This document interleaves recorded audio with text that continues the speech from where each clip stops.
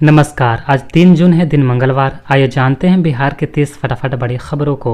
और इस न्यूज़ को आप किस जगह से देख रहे हैं, हमें कमेंट बॉक्स में ज़रूर बताएं। मुजफ्फरपुर में पीड़िता की मौत के बाद ग्रामीणों ने गुस्से में आकर आरोपी का घर जला दिया। पीड़िता की मां ने कहा कि पुलिस उसे मेरे हवाले कर दे, मैं उसे तड़पा तड़पा कर मारूंगी।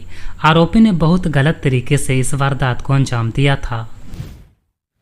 मुजफ्फरपुर में पीड़िता की मौत के विरोध में कांग्रेस ने हल्ला बोल प्रोटेस्ट मार्च निकाला। प्रदर्शनकारी मुख्यमंत्री आवास पहुंचकर ज्ञापन सौंपना चाहते थे, लेकिन पुलिस ने उन्हें राजा पुल पर ही रोक दिया। तेज प्रताप को आरजेडी से निकाले जाने के फैसले को तेजस्वी यादव ने पार्टी के हित में बताया। उन्होंने कहा कि राष्ट्रीय अध्यक्ष ने जो निर्णय लिया है, अब इस पर कोई बात नहीं होनी चाहिए। जब एक बार उन्होंने निर्णय ले लिया है पार्टी के भलाई के लिए, बिहार के भलाई के लिए, तो हमको लगता है कि इस पर कोई बातचीत होनी नहीं चाहिए। नालंदा में एक महिला ने अपने बॉयफ्रेंड को बुलाकर पति की हत्या करवा दी।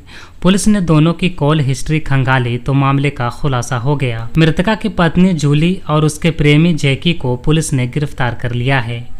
पटना में सिंचाई विभाग के रिटायर्ड कर्मचारी के घर से 27 लाख रुपए की डकैती हो गई। बदमाश खिड़की के रास्ते घर में घुसे, परिवार को गन पॉइंट पर लेकर वारदात को अंजाम दिया। यूपीएससी टॉपर रहे आईएएस शुभम कुमार और बीपीएससी टॉपर रही आईआरएस अधिकारी प्रियंका मेहता ने रविवार को शादी कर ली। पटना के एक रिजॉर्ट में दोनों ने 7 फेरे लिए। भागलपुर में एक दूल्हा किडनैपिंग का बहाना बनाकर शादी के मंडप से फरार हो गया।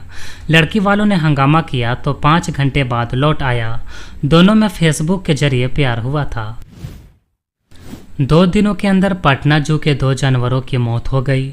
शनिवार को मादा गौर ने थीलियोसिस की वजह से दम तोड़ दिया। रविवार को हार्ट अटैक से हथनी की मौत हो गई। बीजेपी नेता और यूट्यूबर मनीष कश्यप की पीएमसीएच में पिटाई मामले पर पुलिस ने एफआईआर दर्ज कर ली है। अस्पताल के डॉक्टर और सुरक्षा कर्मियों पर बंधक बनाकर मनीष को पीटने का आरोप है। बिहार के शहरी निकाय क्षेत्रों में रहने वाले करीब 6 लाख परिवारों के लिए बड़ी खुशखबरी आ गई है। उन्हें अपना घर मिल सकता है। राज्य सरकार ने कमर कस ली है और केंद्र सरकार को प्रस्ताव भेज दिया है। वर्तमान में पीएम आवास योजना 1 के तहत 1 लाख घरों का निर्माण कार्य चल रहा है। बिहार विधानसभा चुनाव से पहले विपक्षी गठबंधन इंडिया को बड़ा झटका लगा है। आप यानी आम आदमी पार्टी ने किसी भी गठबंधन में होने से इनकार कर दिया है। साथ ही कहा है कि बिहार में आप अपने दम पर चुनाव लड़ेगी। खबर है कि दिल्ली चुनाव में करारी हार के बाद अब आप पंजाब पर फोकस कर रही है।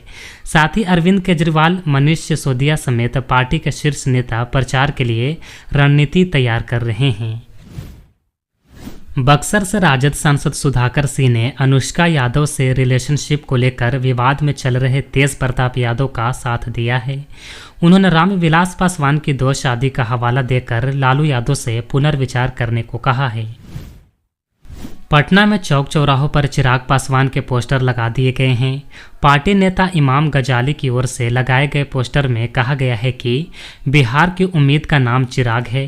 कहा गया है कि बिहार में नौकरी देने, पलायन रोकने, स्वास्थ्य सेवाओं को अटूट करने जैसे काम चिराग पासवान ही कर सकते हैं। बिहार के मुजफ्फरपुर की दुष्कर्म पीड़िता बच्ची ने 7 दिनों तक संघर्ष के बाद परिवार को पीएमसीएच में दम तोड़ दिया। मौत के बाद पटना से लेकर मुजफ्फरपुर तक दिन भर हंगामा होता रहा। पोस्टमार्टम के बाद शव को गांव लाया गया।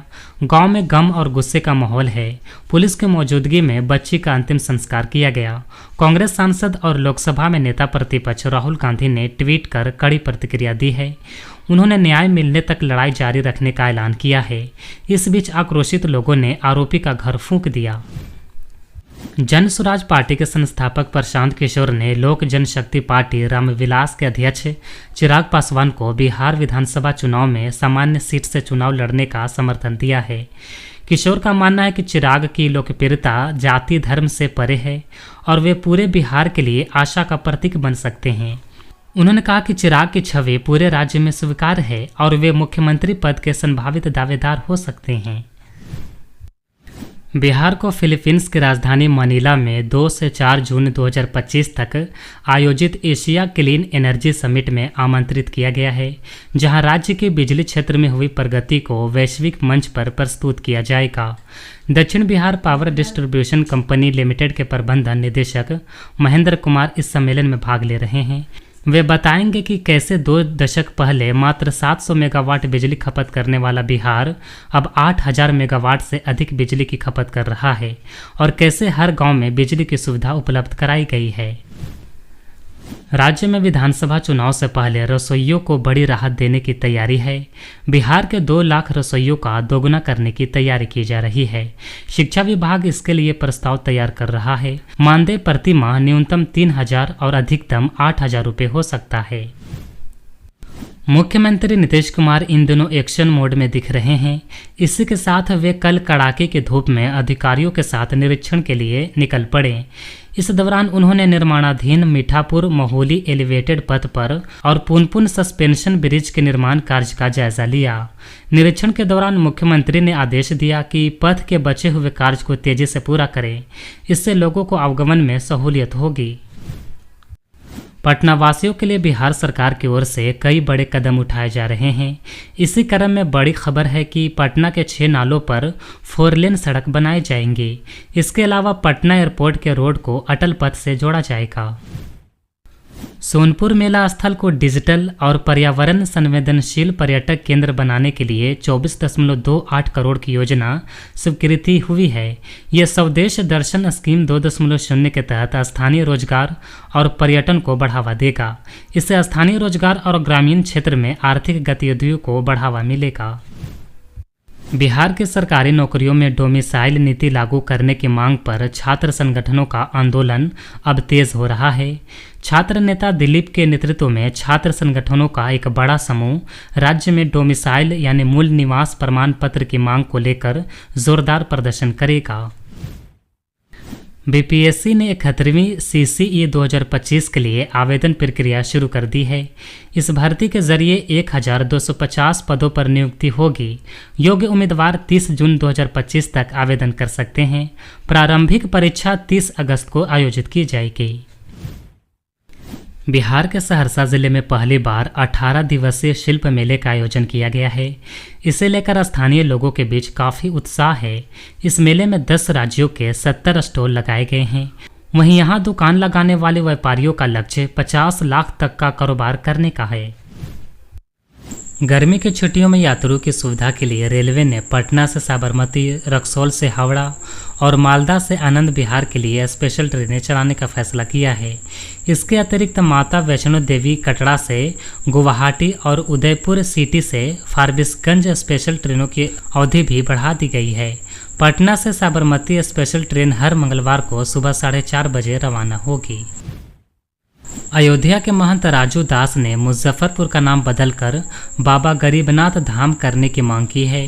उन्होंने कहा कि विदेशी आक्रांताओं ने शहरों के नाम बदले जो सनातनियों के लिए अपमानजनक है। उन्होंने धार्मिक असहिष्णुता पर चिंता जताई और सनातन धर्म की रक्षा को मानवता के लिए जरूरी बताया।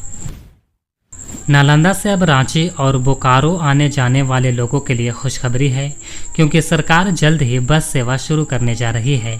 सरकार के इस फैसले से बड़ी संख्या में यात्रियों को राहत मिलेगी। पूर्णिया का पूरन देवी मंदिर जल्द ही बिहार का एक प्रमुख और सुंदर पर्यटन स्थल बनने वाला है। जिला प्रशासन की पहल और राज्य सरकार की मंजूरी के बाद पर्यटन विभाग ने मंदिर और उसके आसपास के क्षेत्र को विकसित करने का काम शुरू कर दिया है। इसमें लगभग 34 करोड़ रुपए से अधिक का खर्च आएगा। मुजफ्फरपुर जिले में बिजली विभाग की लापरवाही के कारण केबल पंचर और तार टूटने की घटनाएं बढ़ रही हैं, जिससे लोगों को गर्मी में परेशानी हो रही है। शनिवार रात मंझौली धर्मदास में केबल पंचर हुआ तो रविवार को मुशहरी में तार टूट गया। अधिकारियों के अनुसार तारों के टकराने और पेड़ों की टहनियों के सटने से भी लाइनें खराब हो रही हैं। मधेपुरा के उदाकिशुनगंज में एक और मिनी गन फैक्ट्री का खुलासा हुआ है। पुलिस ने मौके पर से मिनी गन फैक्ट्री के संचालक की पत्नी को गिरफ्तार किया है। गन फैक्ट्री चलाने वाला मनोज यादव मौके से फरार हो गया। देशी मास्केट, देशी कट्टा समेत भारी मात्रा में आधुनिक अर्धनिर्मित हथियार और हथियार बनाने वाले उपकरण बरामद किया गया है। तमिलनाडु के अन्ना यूनिवर्सिटी के एक छात्रा के उत्पीड़न के मामले में चेन्नई की एक सेशंस कोर्ट ने सोमवार को फैसला सुनाया। कोर्ट ने अभियुक्त ज्ञान शेखरन को कम से कम 30 साल के आजीवन कारावास और 90,000 जुर्माने की सजा सुनाई है। ये फैसला जज एम राजलक्ष्मी ने सुनाया है। भागलपुर में इंडस्ट्रियल कॉरिडोर स्थापित करने के लिए जमीन का विवाद समाप्त हो गया है। गौशाला की गोराडीह स्थित जमीन पर ही इंडस्ट्रियल कॉरिडोर का निर्माण होगा। इसके लिए जमीन ट्रांसफर करने का प्रस्ताव सोमवार को जिलाधिकारी ने प्रमंडलीय आयुक्त को भेज दिया है, ताकि राजस्व एवं भूमि सुधार विभाग से स्वीकृति प्राप्त कर ली जाए। सिवान में तेज आंधी बारिश में पेड़ गिरने से 2 महिला सहित 4 लोगों की मौत हो गई। लकड़ी टोले माधोपुर में तेज आंधी पानी के कारण विजय प्रसाद के घर के पीछे स्थित आम का पेड़ उनकी पत्नी चंद्रावती देवी के शरीर पर गिर गया। इससे उसकी मौत हो गई। चिराग पासवान ने बिहार विधानसभा चुनाव लड़ने के संकेत दिए हैं। छत्तीसगढ़ की राजधानी रायपुर में उन्होंने कहा कि पार्टी चाहेगी तो वे चुनाव लड़ेंगे। उन्होंने यह भी कहा कि वे लंबे समय तक केंद्र की राजनीति में नहीं रहना चाहते, क्योंकि उनका लक्ष्य बिहारी फर्स्ट है। चिराग ने कहा कि अगर उनके चुनाव लड़ने से पार्टी को फायदा होता है तो वे जरूर चुनाव लड़ेंगे।